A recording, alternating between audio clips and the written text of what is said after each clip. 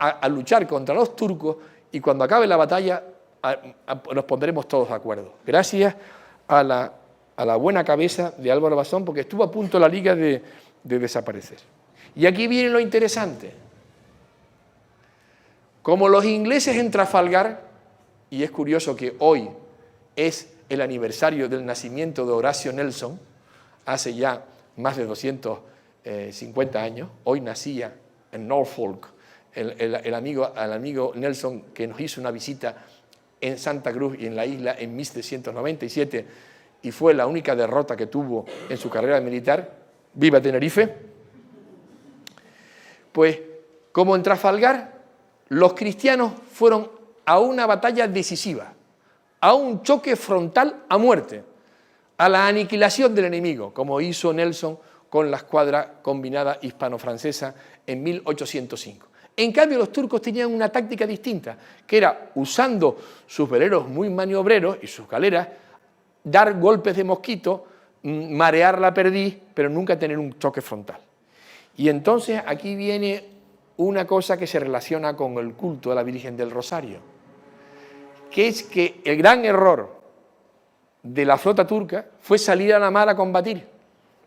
Debieron haberse quedado en el Golfo de Lepanto, protegido por las baterías, haber hecho una formación impenetrable, y entonces los cristianos lo hubieran tenido mucho más difícil. Pero no, como el propio jefe de la escuadra combinada hispano-francesa en Trafalgar, Villeneuve, salió a la mar y Nelson vio su oportunidad. Y aquí Juan de Austria y sus capitanes vieron su oportunidad. Y lo más grave, que es que según cuenta el propio Juan de Austria, y esto me baso en documentos que me ha pasado Julio, el viento que era desfavorable a la escuadra cristiana, en el momento del combate cambió, y entonces los cristianos tenían el viento a favor y los turcos tenían el viento flojo, que no podían maniobrar. Exactamente igual que lo que pasó en Trafalgar. Y entonces hay que explicar, a ver si me entienden, porque a veces es difícil explicar las cosas. Dos navíos enfrentados, si el viento viene por aquí, el humo de este navío va a este y lo ciega.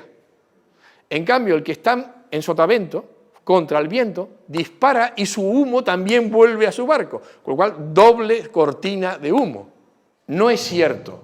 Esto es un mapa que mandó Juan de Austria con el croquis de la batalla, en que se ve la media luna y la formación casi en cruz cristiana de la Liga Santa. No es cierto.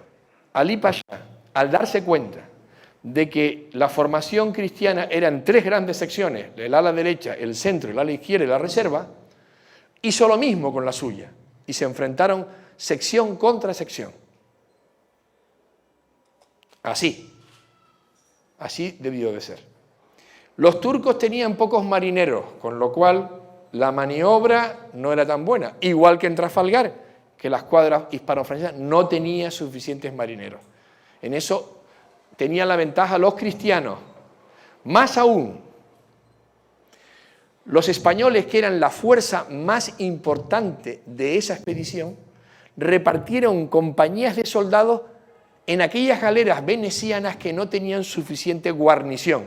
Si se habla de guarnición, los soldados a bordo, y la dotación son la tripulación son los marineros o los remeros, y el conjunto de dotación, de guarnición y tripulación es lo que se llama la dotación. Pero bueno, lo importante es que la guarnición militar era insuficiente en las galeras venecianas, y los españoles, con mucha prudencia, repartieron sus tropas, de manera que cada galera estaba muy bien servida por soldados y por artilleros, cosa que no ocurría con las galeras turcas.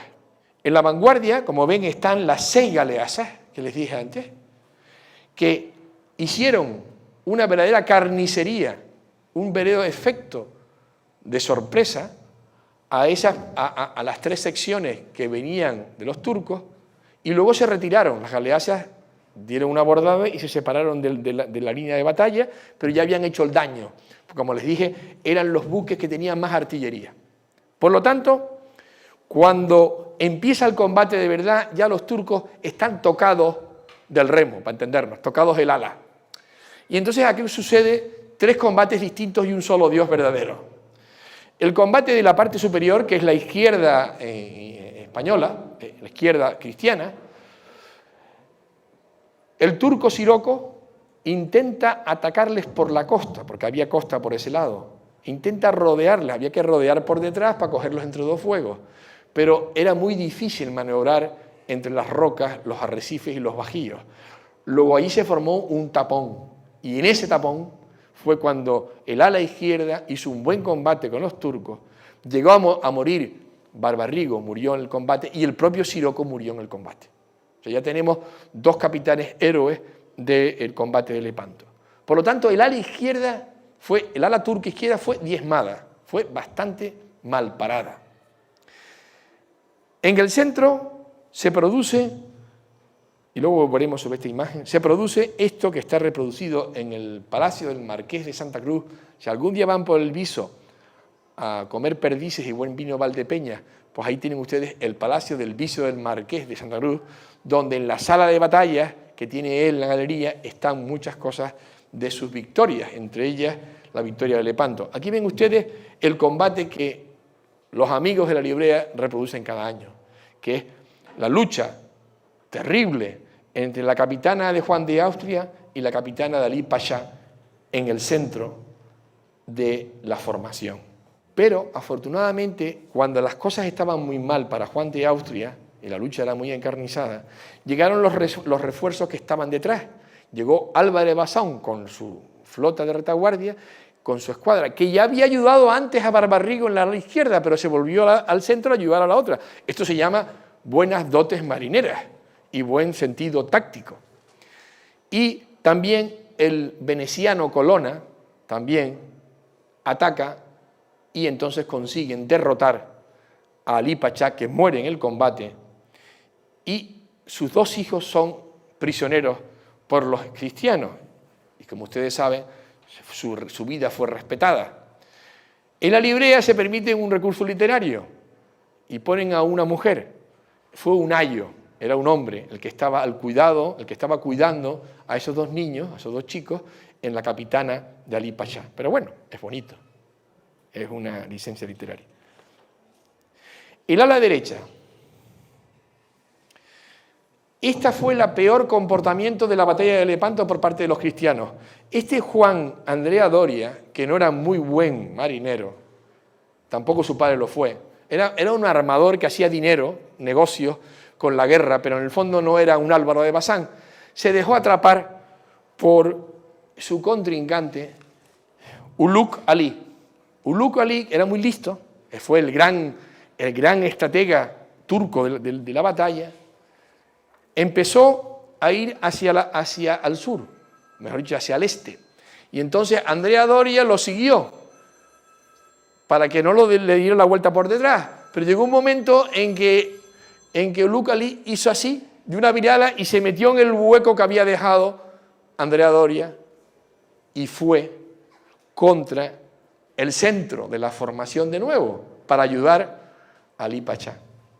Ahí se formó un fuerte combate, pero no se olviden de que había una vanguardia de Cardona que frena el ataque, allí fueron aniquilados muchos cristianos, viene Juan de Austria, viene Bazán, y al final Uluk Ali, ante la fuerza superior de los cristianos, huye a través de la línea, atraviesa la línea, en aquel tiempo era una línea, aquello ahora debía ser un galimatías, un laberinto, se escapa entre las filas cristianas y no vuelve a Lepanto, sino huye a alta mar. Y se escapa con nada menos que 15 galeras. Este fue también otro de los héroes de la jornada, ¿no? Lo hizo bien, luchó todo lo que pudo y cuando pudo se retiró con honor y se retiró con inteligencia. Unas 50 galeras se refugiaron en Lepanto. Y aquí acabó la historia. El mar estaba lleno de sangre. La victoria había sido una victoria de superioridad de armamento y una superioridad de estrategia. Buscar el choque y no buscar la maniobra. Después de la batalla, el 1 de noviembre la flota, mal parada, llega a Mesina. y la alegría de toda la cristiandad por la victoria alcanzada contra el turco. Ya el turco no es invencible. Es la primera vez que se demuestra de una forma categórica que los turcos no son invencibles en el mar. E incluso, aquí tienen ustedes una alegoría en que se ve a Juan de Austria en la izquierda, en el centro Colonna, y el de la derecha es Veniero. Hay una gran alegría y se quiere continuar la campaña. Y la Liga Santa continúa el año siguiente. Y al año siguiente, en agosto, hay otro choque, porque los turcos fueron capaces de reconstruir su flota, porque no he dicho las pérdidas. Los turcos perdieron el 75% de sus unidades y 30.000 muertos, no se saben los heridos. En cambio, la Liga Santa solo tuvo el 8% de las embarcaciones perdidas y 22.000 muertos y heridos. La proporción era abismal, había sido una buena paliza. Pues los turcos vuelven a crear una escuadra nueva al año siguiente. La capacidad de un imperio tan grande como el turco, con ayuda de los franceses, no se olviden de los aliados franceses bajo cuerda, y al año siguiente presentan batalla otra vez en agosto, de octubre a agosto, presentan batalla en un lugar que se llama Cerigo. Ahí se enfrentan nada más y nada menos que 195 galeras cristianas y 200 galeras turcas. Pero ahí el amigo turco no se fía, no busca el choque frontal. Hay cañoneo a distancia, algunas maniobras, pero aquello queda en agua de borrajas y no se produce un combate decisivo. Es decir, los turcos en esta segunda batalla habían aceptado la superioridad cristiana. Pero pasa una cosa muy simpática, que todo este triunfo de la cristiandad es humo al año siguiente, cuando en abril de 1573, en agosto fue esta segunda batalla, 8 meses más tarde, Venecia se retira de la Liga y pacta con el turco de nuevo porque le interesa abrir el comercio de Oriente. Y es que en ese momento las cosas han cambiado. Es curioso cómo en la historia se juntan una serie de coyunturas, de coincidencias, y todos somos amigos y aliados. Y al año siguiente ni somos amigos ni somos aliados. Los turcos están muy preocupados ahora por lo que pasa en Persia, en su imperio persa. Y entonces, en el imperio oriente, entonces se preocupan más de sus problemas internos. Ya no quieren la expansión. Ya no buscan la expansión ni la conquista de Viena, ni llegar al Mediterráneo occidental. La Liga Cristiana está cansada porque ha costado muchísimo dinero. Se puede imaginar cuánto puede costar una flota de 280 galeras y naves con 75.000 efectivos. Y cada uno tiene sus intereses. Y Felipe II está muy preocupado por la revuelta que ha surgido en el norte de Europa, en Flandes, lo que va a ser la gran campaña de Flandes que le llevará a la famosa campaña naval de la Armada Invencible, mal llamada Armada Invencible, la Gran Armada, la empresa de Inglaterra, que salió muy mal. Pero él tenía otras preocupaciones en ese momento. Y se mantiene entonces en el Mediterráneo a la defensiva, y los turcos también a la defensiva, con lo cual quedan en tablas. Y en ese sentido,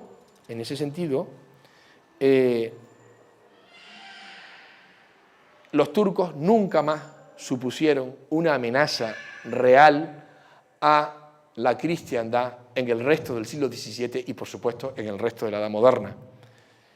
No se olviden de que España hace una tregua con Turquía el año 78, 7 años después de Lepanto. Estaba todo el mundo cansado de luchar y lo que querían era poner orden en sus fronteras para poder ocuparse de sus problemas internos. Es decir, hay un pacto de no agresión entre España y Turquía 10 años más tarde, en 1585, y el Mediterráneo pasa a un segundo plano internacional. Lo que interesa ahora es el norte de Europa, Flandes, Inglaterra, el Canal de la Mancha, el Mar del Norte, América, las flotas de Indias de la Plata que pasan por aquí. Ya no interesa el Mediterráneo. Pero no cabe duda que Lepanto, el año 71, fue clave para parar este expansionismo turco y al mismo tiempo generar un espacio límite entre ambos imperios. Y en ese sentido Lepanto cumplió su función. Por último, como espero que me inviten otro día para hablar de otros temas de Lepanto, es hablar de qué pensaba la gente en aquella época. Estos son los políticos, son los militares, son los almirantes, pero ¿qué pensaba la gente? ¿Qué pensaban los religiosos? Entonces hay todo un campo precioso, que ha sido estudiado también por Julio, muy brillantemente, enhorabuena, que es todo lo que es el culto a la Virgen del Rosario, con sus funciones en Sevilla, en Cádiz, la nombran a ella la Galeona, en las flotas de India, pasa su devoción a México, a Veracruz, a México, luego pasa a Acapulco, y de Acapulco pasa por el Pacífico hasta Manila.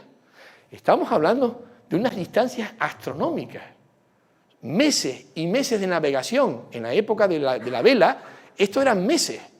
Se tardaba en ir a América y volver 2 años.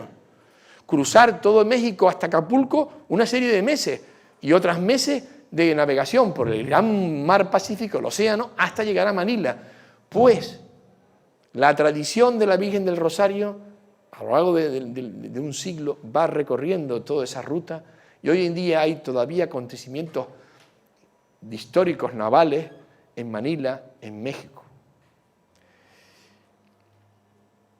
Y deberíamos hacer una expedición algún día al puerto Santa María y a Cádiz, donde están las imágenes de la antigua Virgen del Rosario, que es la que da lugar a la tradición en el Valle de Guerra, junto con Barlovento en La Palma. Algún día tenemos que hacer un viaje de estudio y yo me ofrezco a ir como un guía más. Pero también es importante decir que de toda la historia de la librea, lo que me ha llamado la atención es que Julio ha sabido interpretar muy bien el espíritu caballeresco de Juan de Austria, que respeta la vida de los 2 hijos del almirante turco Alí Pachá, y que de todo el botín de la galera de Alí Pachá fue repartido entre la flota, y como faltaba dinero lo puso de su bolsillo para que todos quedaran contentos.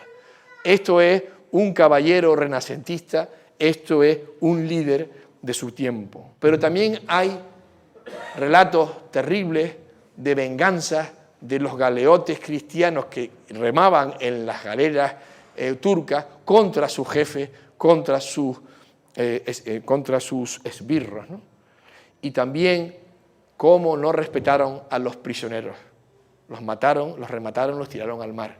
Es decir, que la visión del cristiano generoso y noble no es real, porque tampoco se portaban bien los turcos con sus enemigos cautivos. O hay muchos ejemplos de comportamientos crueles una vez tomada una plaza o una galera.